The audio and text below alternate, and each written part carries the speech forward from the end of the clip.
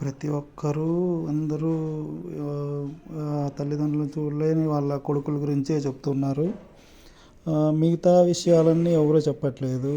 చాలామంది తల్లిదండ్రులు కొడుకుల్ని ఇది చేసేసి బయటికి దొబ్బేసి ఇంట్లో ఆస్తులన్నీ ఆక్రమించుకొని అన్నీ చేసుకొని కొడుకులను రోడ్లు పడేస్తున్నారు.